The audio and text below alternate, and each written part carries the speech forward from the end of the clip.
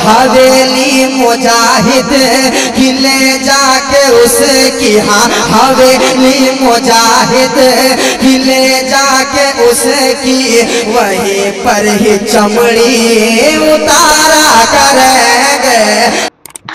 جی جی جناب، میں پیش کروں گا اس کو، لیکن آپ نے کہا یہ کفریہ شرکیہ عقیدہ ہے، جو میں اشرف علی تھانوی کے عبارت میں پیش کیا ارواح ثلاثہ میں۔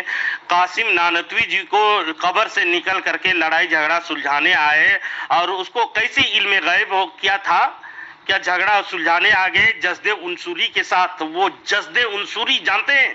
جسم و جسمانیت کے ساتھ، وہ روح کے ساتھ، مال جسد بھی لکھا، جسد کے ساتھ، روح کے ساتھ، یہ دنیا میں آ کر کے جھگڑا سلجھا رہے ہیں، جس کو اشرف علی تھانوی لکھ رہے ہیں جناب۔ تو آپ کو قرآن کے خلاف یہ آیت بکے ہیں کہہ کر کے اشرف علی تھانوی پہ کفر کا فتویٰ عائد کیجئے، اور محمود حسن پر بھی کفر کا فتویٰ عائد کیجئے جناب۔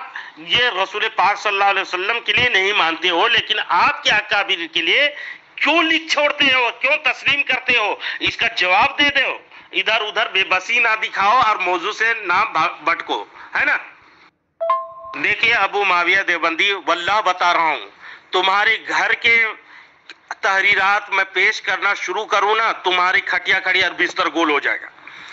جو اپنے اکابرین کے لیے مانتے ہو، وہ رسول کریم صلی اللہ علیہ وسلم کے تم لوگ نہیں، قائل نہیں ہو، اور اس کو سر آنکھ پہ، ہاں اشرف علی تھانوی ہماری مجدد ہیں، لعنت ہو اسی، استغفر اللہ، جو مسلمانوں پہ کفر کا فتویٰ عائد کرتے ہو، لیکن اپنے اکابرین کے لیے وہی چیز مانتے ہو۔ رسول پاک صلی اللہ علیہ وسلم کو بے بسی بتانے والی قوم، اور رسول صلی اللہ علیہ وسلم باہر نہیں جا سکتے ہیں، یہ عقیدہ تم لوگوں کا باطل ہے، میں حدیث سے ثابت کروں گا، لیکن اس سے قبل کے اور ایک اس کا انداز دوں تمہارے گھر میں، تاکہ مزید رسوائی ہو اور قوم دیکھ لے کہ تم لوگوں کی دجالی اور مکاری عقیدہ کیا ہے نا؟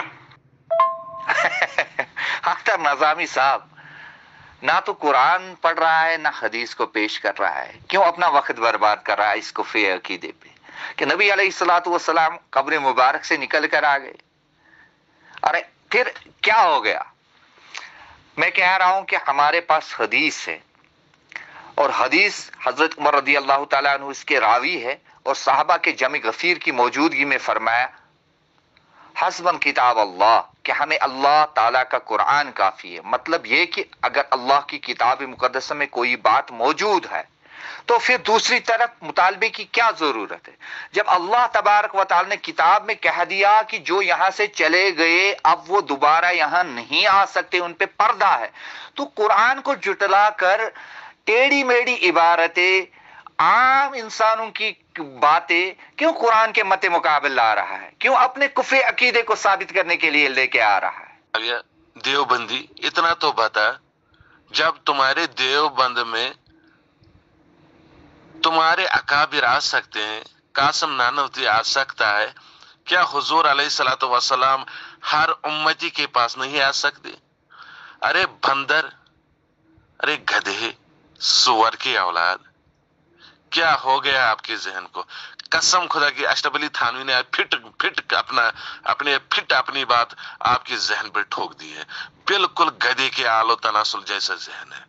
بس ان سے اتنا ہی کہیے، حضرت چھوڑیے گا مت، ان سے بس اسی کتاب کا مطالبہ کر لیجئے، اور اس سے کہیے یہ اب اتنے بہانے ڈھونڈ رہا ہے، دیکھیے صرف ہنس رہا ہے، یہ کیسے کہہ رہا ہے کہ میں کیسے بھاگوں، اب اس کو اقرار کرنا ہی پڑے گا، چھوڑیے گا مت حضرت، چھوڑیے گا مت، یہ صرف ہنس رہا ہے، ہمیں پتہ ہے یہ چور کی طرح بھاگتا ہے۔ پھر جناب جس کو آپ گستاخی کر رہے ہو نا کہ نبی کریم صلی اللہ علیہ وسلم کو قبر چھوڑ کر دنیا میں آنا گستاخی کر رہے ہو، انشاءاللہ میں حدیث پیش کروں گا بخاری میں، کیا صحابی کا کیا عقیدہ تھا اور وہابی کا کیا عقیدہ ہے، لیکن یہ آپ کے اکابرین اشرف علی تھانوی جو یہ گستاخی لکھ گئے قاسم نانوتوی کو جسد عنصری کے ساتھ میرے پاس تشریف لائے، کیوں؟ پسینہ پسینہ بھی ہو گیا، اس کے متعلق کچھ جواب نہیں دے رہے۔ اشرف علی تھانوی کو گستاخ ثابت کر دیں، قاسم نانوتوی کو گستاخ کہیں، محمود حسن کو گستاخ ثابت کریں جناب، یہ آپ کی گھر کی کتاب ہے جناب۔ معاویہ آپ کو پتہ ہے آپ کے دیوبند میں وہ ابوالحسن کیوں پسینہ پسینہ ہو گیا تھا؟ وہ قاسم نانوتوی آپ کے ابوالحسن سے وہ اس سے ہم بستری کرنے آیا تھا، اس لیے وہ پسینہ پسینہ. اور جسد عنصری اس کے لیے ضروری ہے. اگر خالی روح آتی تو ہم بستری نہیں ہوتی، بلکہ وہ آئے تھے جسد اور روح لے کر، اسی لیے کیونکہ اس کے پسینے چھوٹ گئے. آج ہمارے مولانا نے آپ کے پسینے چھوڑ دیے، قسم خدا کی کھا کر کہہ رہا ہوں، آپ کے پسینے چھوٹ گئے. آگے سے آپ کا پاجامہ گیلا، پیچھے سے پیلا ہو گیا. کرو بمبئی دلی جوپل دلی کر دے، بس آپ اتنا ہی کرو گے، باقی کچھ نہیں کرو گے. آپ گدھے ہو گدھے. ابو معاویہ جس کو تم گستاخی کیے ہو، یہ ارواح ثلاثہ میں حکایت نمبر 246 ہے، پورے طور پر سن لو.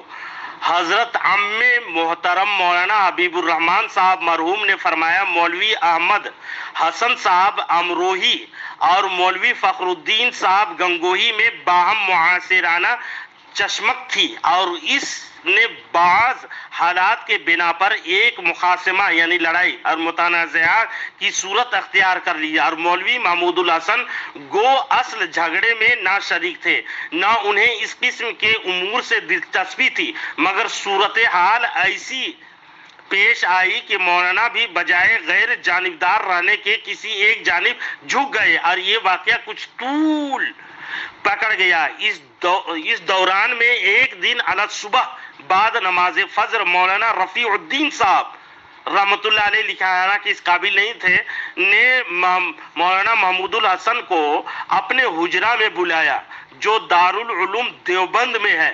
مولانا حاضر ہوئے اور بند حجرے کے کیواڑ کھول کر اندر داخل ہوئے. موسم سخت سردی کا تھا. مولانا رفیع الدین صاحب رحمت اللہ علیہ لکھا ہے نے فرمایا، پہلے یہ میرا روئی کا لبادہ دیکھ لو. مولانا نے دیکھا تو تر تھا اور خوب بھیگ رہا تھا. فرمایا واقعہ یہ ہے، ابھی مولانا نانوتوی رحمت اللہ علیہ لکھا ہے جسد عنصری کے ساتھ میرے پاس تشریف لائے تھے، جس سے میں ایک دم پسینہ پسینہ ہو گیا اور میرا لبادہ تر بتر ہو گیا. اور فرمایا یہ محمود حسن کو کہہ دو کہ وہ اس جھگڑے میں نہ پڑے، بس میں نے یہ کہنے کے لیے بلایا ہے، یعنی اس کہنے کے لیے آیا ہے. مولانا محمود حسن صاحب نے عرض کیا، حضرت میں آپ کے ہاتھ پر توبہ کرتا ہوں کہ اس کے بعد میں اس قصے میں کچھ نہ بولوں گا. بتائیے، جواب دیجئے جناب، جس کو گستاخی کیے ہیں، کہے ہیں آپ اقرار کیے ہیں، تو یہ گستاخی تھانوی لکھ رہے ہیں، نانوتوی جی شامل ہیں، محمود حسن صاحب شامل ہیں، اور حبیب الرحمان صاحب شامل ہیں، کئی آدمی اس میں شامل ہیں. جناب بتائیں. استغفر اللہ وین ترایو تھی ساری خدایس پہ. تھی وچھو امس سنس نبی تاجدارس پہ کۭژ لڑائی کرنے یمن دیوبندین ہند طرف. خدایا رحم کرزِ، یم گژھِ تو نیست نابود گژھٕنۍ واللہ. یہ حضرت بول رہے ہیں دیوبندی جتنے ہیں سب کو نیست و نابود کر دے، یعنی ختم کر دے. استغفر اللہ، اس کے گندے عقائد کتنے ہیں. کشمیری بھائی یہ سن کر کے استغفار پڑھ رہے ہیں، دیوبندیہ سے توبہ کر رہے ہیں. حضرات سنیے. جناب آپ کے متضاد عقیدے موجود ہیں. تقویت الایمان کچھ کہتی ہے، رشید گنگوہی کچھ کہتا ہے، تھانوی جی کچھ کہتا ہے نا. تضاد عقیدے آپ لوگ کے جتنے اکابر ہیں اپنے عقل سے گڑھ کر کے کچھ نہ کچھ عقیدہ بیان کر لیے ہیں. علم کے کورے اتنے اپنے اکابرین کا بھی انکار کیے ہو، اور یہ تضاد عقیدے جو کہہ رہے ہو کہ نبی کریم صلی اللہ علیہ وسلم کہیں آنے جانے کا عقیدہ غلط ہے اور یہ قرآن کے خلاف ہے، تو قرآن کے خلاف یہ اشرف علی تھانوی لکھ کے کافر ہوا یا نہیں؟ نانوتوی کے بارے میں لکھا، یہ نانوتوی کافر ہوا یا نہیں؟ محمود الحسن صاحب لکھے کہ کافر ہوا یا نہیں؟ آپ اقرار کرو جناب، نہ اقرار کرتے ہو نہ انکار کرتے ہو. حبیب الرحمان صاحب، فخر الدین حسن صاحب، یہ سب محمود الحسن صاحب، اس میں کئی لوگ شامل ہیں، ہے نا. اور محمود حسن تو توبہ و استغفار کر رہے تھے جسد عنصری کے ساتھ. حضرت اتنے بڑے حضرت آگے ہمارے نانوتوی جی جو قاسم العلوم و خیرات ہیں، کہتے ہیں نا، تو یہ عقیدہ قرآن کے خلاف ہوا تو اشرف علی تھانوی لکھ کر کے کافر ہوا یا نہیں؟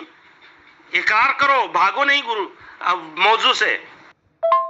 ابو معاویہ دیوبندی کسی کے جواب تم نہیں دے رہے ہو، اتنے ذلیل و رسوا میں نے پہلی بار دیکھ رہا ہوں اور گروپ والے بھی دیکھ رہے ہوں گے۔ افسوس لگتا ہے ایک حدیث بھی اور ایک قرآن بھی، اپنے عقائد کا بھی مکمل آپ ظاہر نہیں کرتے ہو۔ دیوبندیوں کا یہ پرانا وتیرہ ہے، افسوس لگتا ہے مجھے۔ اور میں نے حدیث سے بھی ثابت کیا کہ نبی کریم صلی اللہ علیہ وسلم کے آنے جانے کے معراج کے بارے میں انبیاء کرام علیہم السلام، آپ نے کہا جس میں اطہر کے ساتھ اقرار کیے ہو کہ انبیاء زندہ ہوتے ہیں، تو نبی کریم صلی اللہ علیہ وسلم مسجد نبوی میں دنیا میں ہے کہ وہ آخرت میں ہے، اور وہ چھٹے آسمان میں بھی دیکھے۔